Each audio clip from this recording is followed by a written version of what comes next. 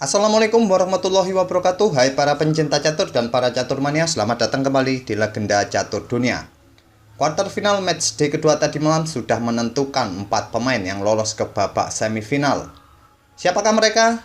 Mereka adalah Magnus Carlsen yang mengalahkan Temur Rajabov, Hikaru Nakamura mengalahkan Lee Kuan Lin, Sakyar Mamedyarov kalahkan Alireza Firoza, dan Levon Aronian kalahkan Wesley So. Dan berikut hasil-hasil game yang terjadi tadi malam kawan.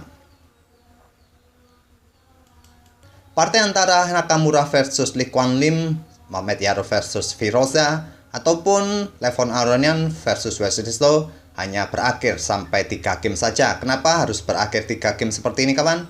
Karena di hari sebelumnya Nakamura, Mamedyarov maupun Levon Aronian sudah unggul atas lawan-lawannya. Sehingga pada game yang ketiga sudah dapat dipastikan mereka lolos tanpa perlu melanjutkan lagi ke game yang keempat ataupun berlanjut ke tiebreak. Dan pagi ini kita akan ulas terlebih dahulu dari game Sakyar Mamedyarov versus Alireza Firoza. Ini adalah game yang pertama mereka tadi malam kawan. Di sini Mamedyarov memegang hitam, Firoza atau Alireza Firoza memegang putih mengawali permainan dengan pion D4. Dibalas Mamedyarov pion D5, kuda F3, kuda F6, dan gajah putih F4. Alireza Firoza bermain dengan London System. Di sini kawan akan saya tunjukkan beberapa langkah pilihan yang bisa jadi pilihan bagi hitam untuk merespon langkah gajah putih ke peta F4 ini. Hitam bisa memilih langkah pion E6, pion C6 atau C5, langkah kuda ke peta C6, atau bahkan bermain dengan pion A6, ataupun mengembangkan gajah ke peta F5 ataupun ke peta G4. Inilah langkah-langkah yang bisa dipilih oleh hitam untuk merespon langkah gajah ke peta F4 ini. Di sini Mamedyarov memilih variasi gajah ke peta F5, dan langkah balasan bagi putih di langkah berikutnya bisa memainkan pion E3, pion C3 ataupun pion C4. Alireza bermain dengan pion C4 langsung menantang pion hitam. Mamedyarov tidak menerima tantangan pion putih nih kawan. Ini sama seperti dalam permainan Queen's Gambit. Jika pion ini diterima oleh pion hitam dengan pion pukul pion selanjutnya, nanti hitam akan kehilangan kontrol pada peta E4 ini.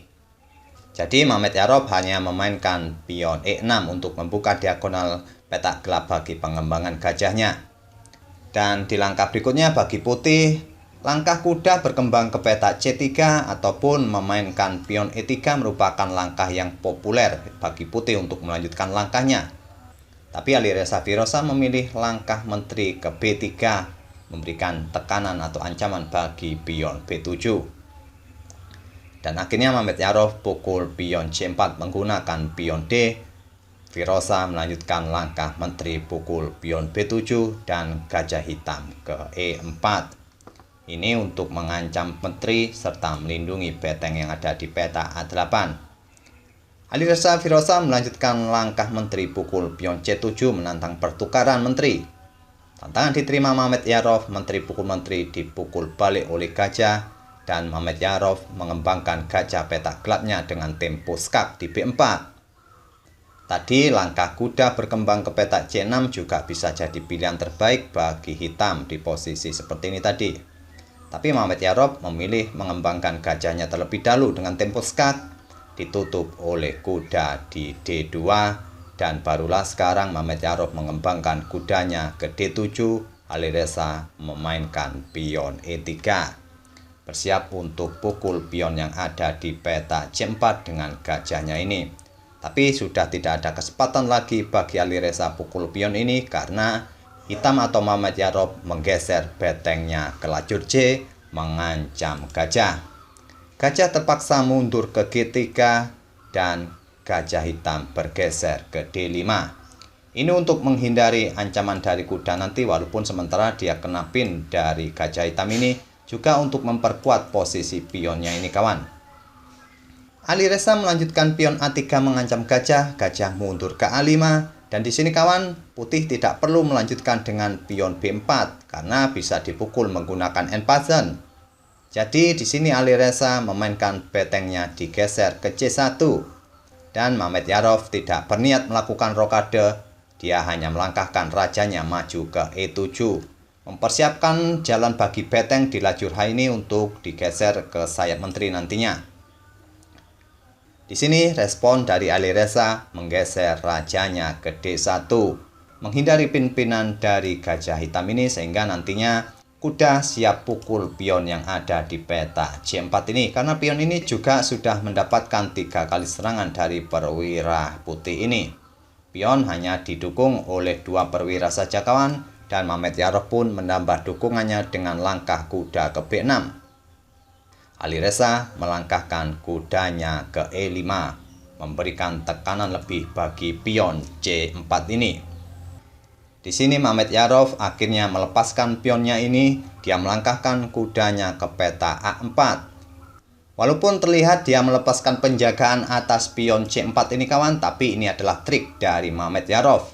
Jika pada posisi ini putih pukul pion ini mungkin menggunakan gajah, selanjutnya kuda akan pukul pion B2 skak.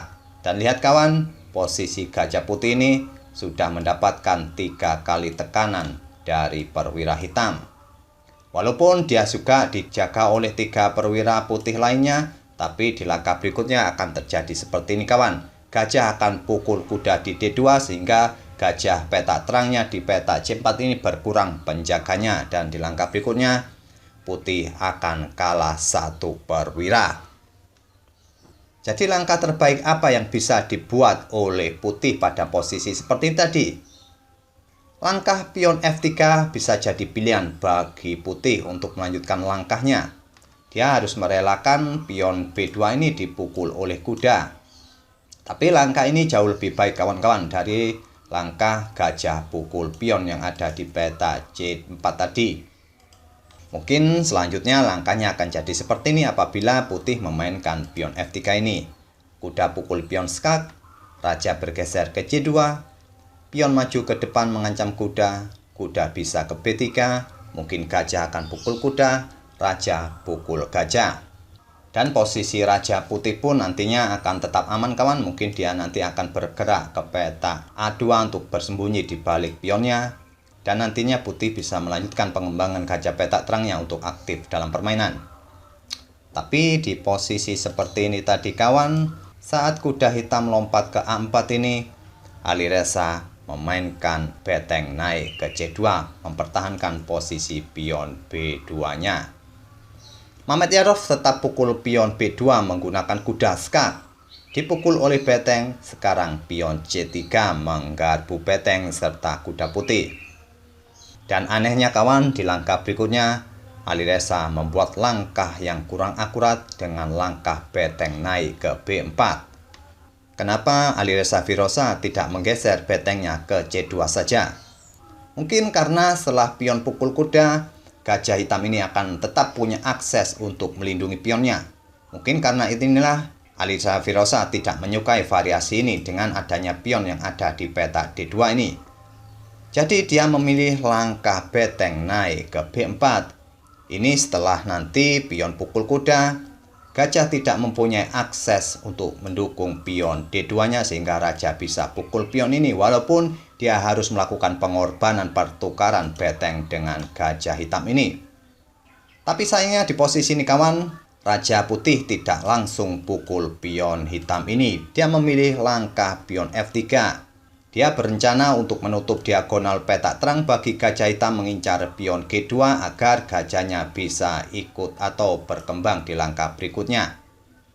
Kenapa raja putih pada posisi seperti ini tidak berani pukul pion D2 ini? Sebetulnya simpel kawan, hitam akan melanjutkan gajah pukul beteng skak dan dipukul balik oleh pion. Hanya seperti inilah ancamannya jika raja pukul pion D2.